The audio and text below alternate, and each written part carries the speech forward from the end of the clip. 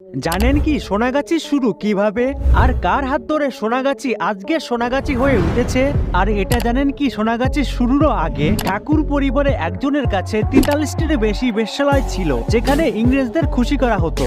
জানবেন সবই, তবে চলুন আজকের ভিডিওটি শুরু করি। বর্তমানে ভারত তথা এশিয়ার সব থেকে বড় যৌনপল্লী হলো সোনাগাছি, যেখানে প্রায় 10,000 যৌনকর্মী কাজ করে। আজ আপনারা যে সোনাগাছিকে চেনেন, সেই সোনাগাছি কার দৌলতে বা কিভাবে এত বড় যৌনপল্লী হয়ে উঠলো, তার গোড়ার গল্পই আজ আপনাদের শোনাবো। আসলে সোনাগাছি শুরুটা আজ থেকে প্রায় 175 বছর আগে রবীন্দ্রনাথ ঠাকুরের পূর্বপুরুষ প্রিন্স দ্বারকানাথ ঠাকুরের হাত ধরে। এবার এই কথা শুনে অনেকে ভাবতে পারেন এটা কি হলো, ঠাকুর পরিবার তো জমিদার পরিবার ছিল, তাদের সাথে আবার বেশ্যা ও সোনাগাছির কি সম্পর্ক? আসলে সুমিতেন্দ্রনাথ ঠাকুর তার ঠাকুর বাড়ির জানা অজানা বইতে লিখেছেন, দ্বারকানাথ যখন পৈতৃক বিষয় সম্পত্তি পান তখন তার আয় খুবই অল্প ছিল, অর্থাৎ ঠাকুর পরিবার বড় জমিদার তখনও হয়ে ওঠেনি। কিন্তু দ্বারকানাথ অল্প সময়ে নিজের ব্যবসায়িক দক্ষতা, কর্মকুশলতা ও ইংরেজদেরকে বন্ধু বানিয়ে একের পর এক বহু ভূসম্পত্তির অধিকারী হয়ে ওঠেন। উড়িষ্যা ও পূর্ববঙ্গে তিনি বহু জমিদারি কেনেন ও সেই সঙ্গে সেই সব জায়গায় কুঠিবাড়ি নির্মাণ করেন,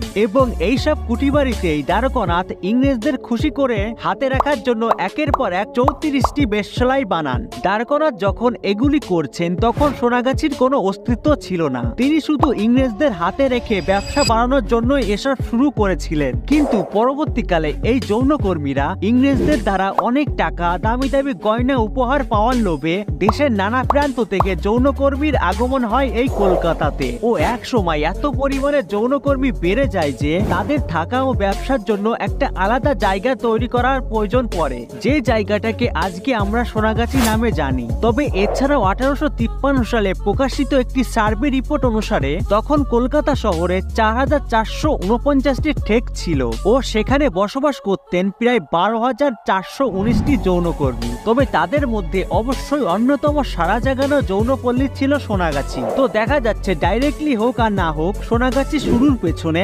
দ্বারকানাথের খানিকটা অবদান আছে। তো কেমন লাগলো সোনাগাছির ইতিহাস শুনে কমেন্ট করে বলুন, ও ভিডিওটি শেয়ার করুন বন্ধুদের সঙ্গে, যাতে তারাও এগুলি জানতে পারে।